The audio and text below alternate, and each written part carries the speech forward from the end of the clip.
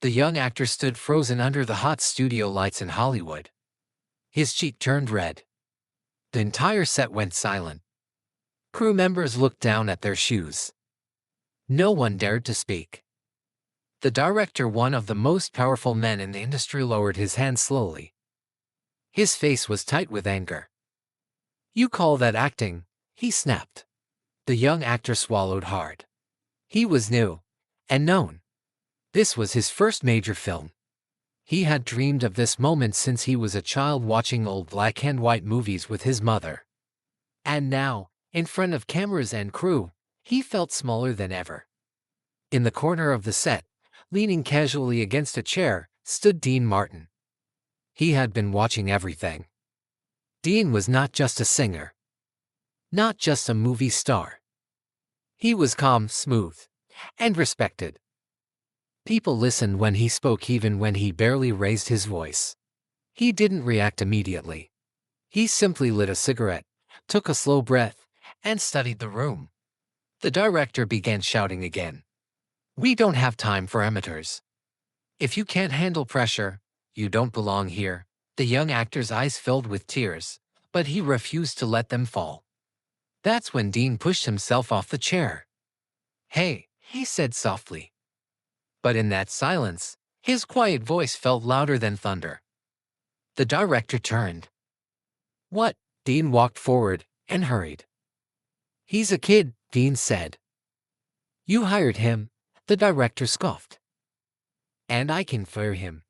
Dean looked at the young actor for a long second. There was something familiar in his eyes, fear mixed with pride. "You ever miss a note?" Dean asked the director calmly.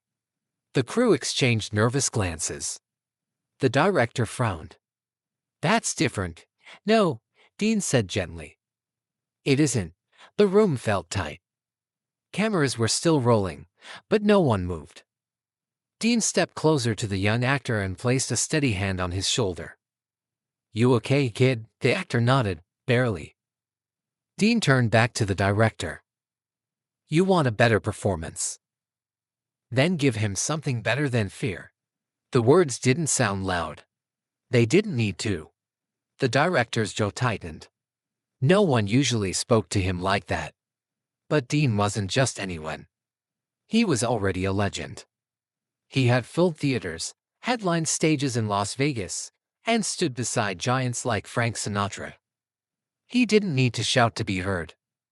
The tension lasted several seconds. Finally, the director stepped back. "Take 5, he muttered. The crew scattered quickly, grateful for the break. Dean guided the young actor off the set. They sat onto wooden crates near the backstage curtains. The young actor finally spoke. "I messed up." Dean shook his head. "No. You were scared." The actor looked at him, confused. Dean smiled slightly. "Fear makes your body stiff. Acting needs breathing. You forgot to breathe." The young actor wiped his cheek. "Why did you help me?" Dean leaned back. "Because somebody once helped me." He didn't say more. But in that moment, something shifted. A quiet lesson. The studio lights dimmed slightly during the break. The sound of crew members whispering filled the air. Dean leaned forward. "Let me tell you something," he said. "Hollywood isn't about talent alone. It's about pressure. They test you. They push you. They want to see if you break." The young actor listened carefully. "But here's the secret," Dean continued. "You don't fight back with anger. You win with calm." The actor looked toward the director's office. "He hates me," Dean chuckled. "No. He's afraid." "Afraid of what?" "Losing control." The young actor had never thought of it that way. Dean stood up and offered his hand. "Come on. Let's run the scene." They practiced quietly behind the curtain. Dean didn't raise his voice. He adjusted posture. He slowed the pace. He reminded him to breathe. "You don't prove yourself by shouting," Dean said. "You prove yourself by staying steady." When the break ended, the young actor walked back to his mark. The director folded his arms. "Ready, this time?" The actor inhaled slowly. The scene began. His voice didn't shake. His movements felt natural. He wasn't perfect, but he was real. When the director finally yelled, "Cut," there was no anger in his tone. There was silence again. Then someone behind the camera whispered, "That's it." The director cleared his throat. "Print it." The crew relaxed. The young actor glanced toward Dean. Dean didn't clap. He didn't make a big gesture. He just nodded once. The beginning of change. Word of what happened that day spread quietly through Hollywood. Not the slap, that kind of thing was sadly common. But what followed? A powerful star had stepped in, not with violence, not with threats, but with dignity. Over the next few weeks, something strange began happening on set. The director shouted less. The crew worked differently. The young actor grew stronger with every scene. One evening, as filming wrapped, the young actor approached Dean again. "Why didn't you just walk away?" he asked. Dean looked out toward the studio gates. "Because if you stay silent when someone smaller is being crushed," he said softly, "you become part of it." The actor would never forget those words. A deeper bond. Months later, at a private gathering, Dean stood beside his close friend, Sammy Davis Jr. Sammy listened carefully as Dean told him about the incident. Sammy shook his head slowly. "You always did hate bullies." Dean smirked. "I hate wasted talent more." Sammy's expression turned thoughtful. "You know, one day, they'll remember that more than your songs." Dean raised an eyebrow. "That's so. They'll remember how you made people feel."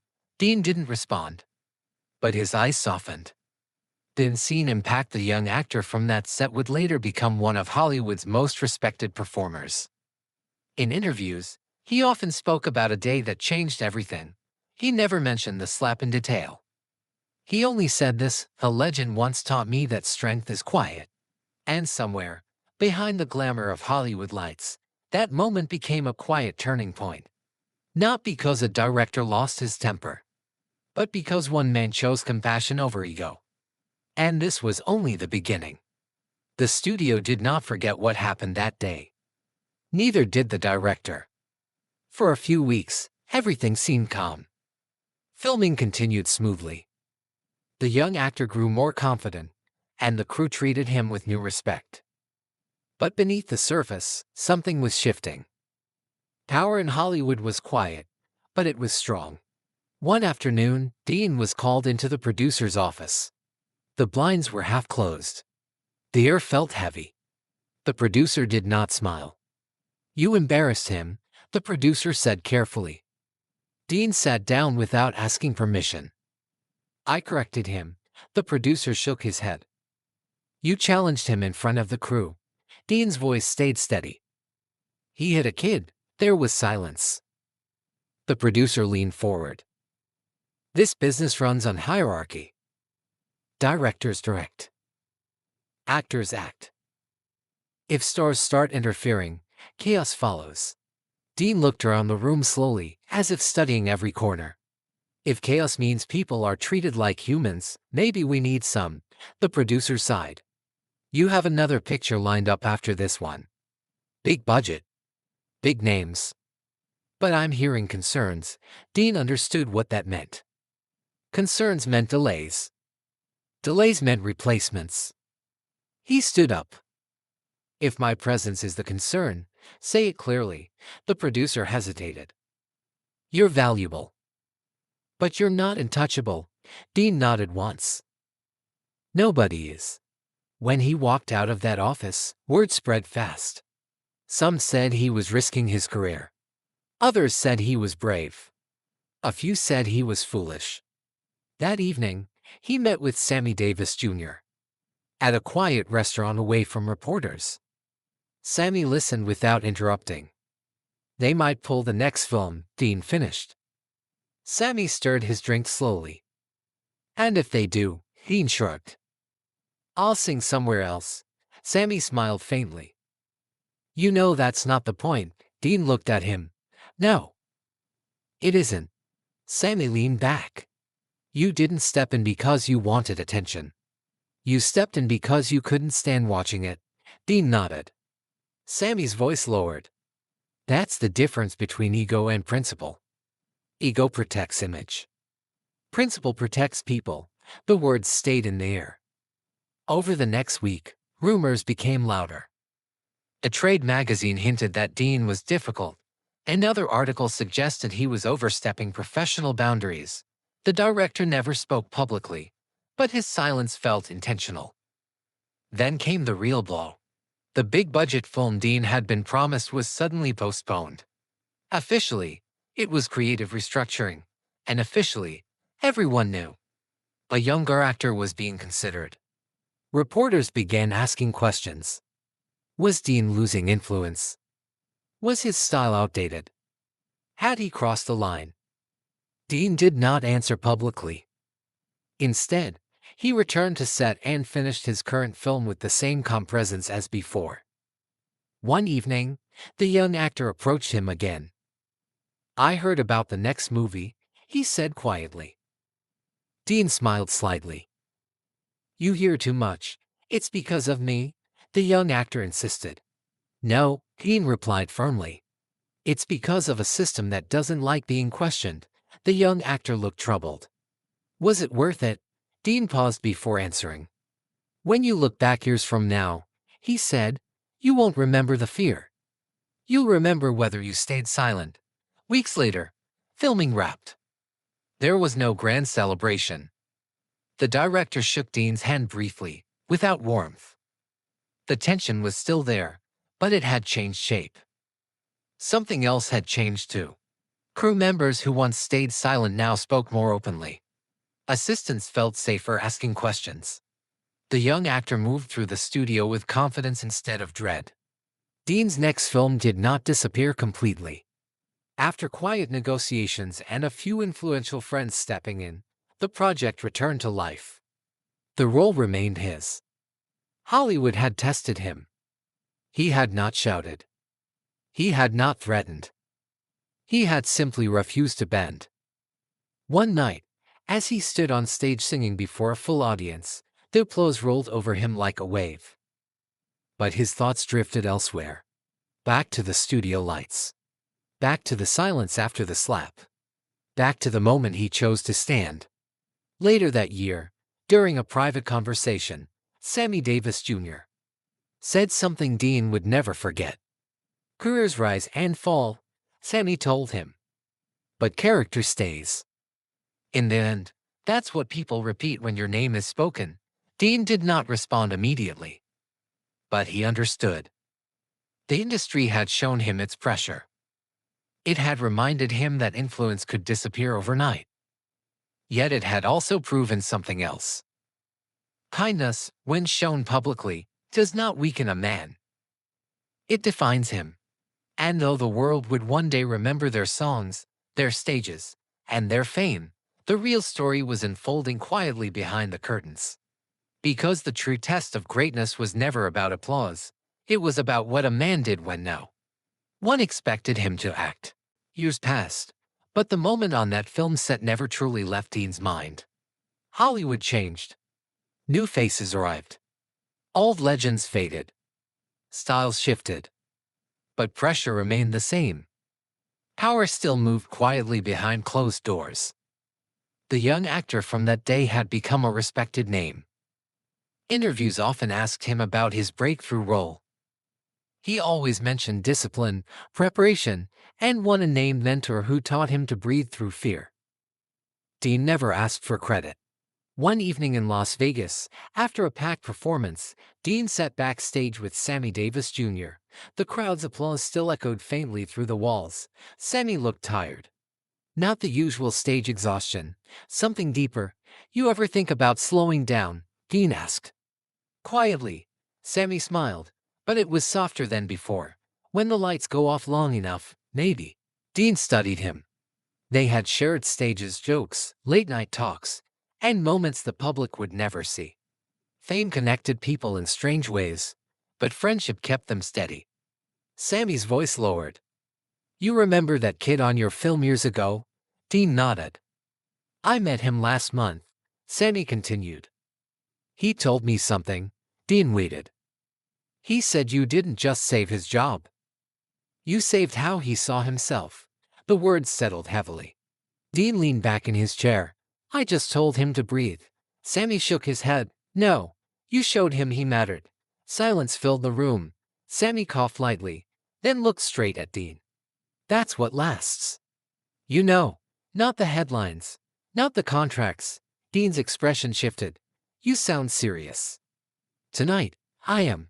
There was a pause before Sammy continued. One day, people will talk about us like stories. They'll remember the music, the shows, the jokes. But the only thing that will truly echo is how we treated people when we didn't have to be kind. Dean looked down at his hands.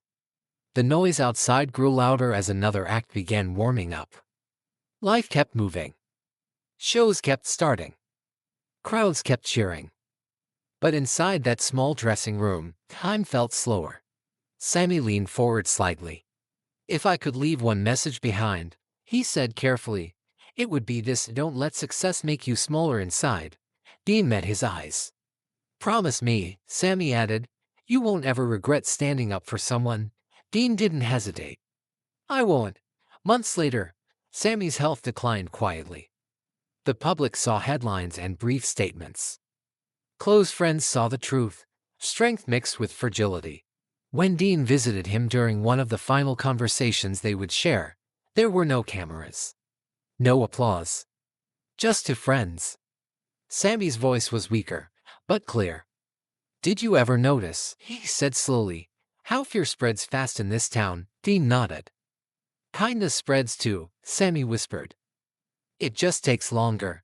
Dean sat beside him, saying nothing. Then Sammy spoke the words that would stay with Dean forever. Make sure they remember you for lifting someone, not for stepping over them. It wasn't dramatic. It wasn't loud. But it carried weight.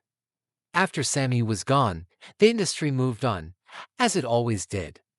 New scandals replaced old ones. New stars filled magazine covers. But something inside Dean had shifted. He became quieter in interviews, more deliberate in choices. On sets, he paid attention especially to the youngest names on the call sheet. And sometimes, when tension rose and voices grew sharp, he would simply step forward and say, calmly, let's do this right. The young actor he once defended would later tell a new generation the same lesson. Breathe. Stay steady. Remember your worth. Sammy had been right. Fame fades. Applause ends. But the way a person makes others feel travels further than any spotlight. And in the quiet spaces behind the stage curtains, that truth became the real legacy. Time has a way of softening even the brightest lights. Years after that day on set, and years after his final quiet conversation with Sammy Davis Jr., Dean began to slow down, not publicly at first. On stage, he was still smooth, still effortless. The audience still saw confidence. But privately, he reflected more. Hollywood had changed again. Younger directors now spoke about respectful sets. Studios began creating policies about conduct and professionalism. What once was ignored now had consequences. Dean never claimed credit for any of it. But he noticed something. The young actor he once defended had grown into a leading man. In one interview, when asked about toxic pressure in the industry, the actor said calmly, real strength is measured by how you protect those with less power. Dean heard that line from home. He did not smile widely. He simply nodded to himself. One afternoon, he was invited to visit a film academy workshop for new actors. It was a small room. Folding chairs. Nervous faces. They expected stories about fame. About box office numbers. About legendary nights in Las Vegas. Instead, Dean told them about fear. He described standing under lights for the first time. The pressure. The silence before a scene begins. Then he told them something simple. If someone tries to shrink you, he said evenly, remember that your worth does not depend on their volume. The room was silent. A young student raised her hand. What if speaking up costs you work? Dean paused before answering. Then you decide what kind of career you want, he said. One built on silence, or one built on self-respect. There was no applause in that classroom. Just understanding. As the years passed, tributes began appearing. Documentaries revisited careers. Writers analyzed legacies. Of course, they mentioned the music. The films. The fame. They mentioned Dean Martin as an icon of cool. A symbol of effortless charm. But behind the public image, those who worked closely with him remembered something else. They remembered common moments of chaos. They remembered a steady hand on a shaking shoulder. They remembered that he did not shout to prove strength. In one private reunion years later, several actors from that old film gathered. Stories were shared. Laughter returned.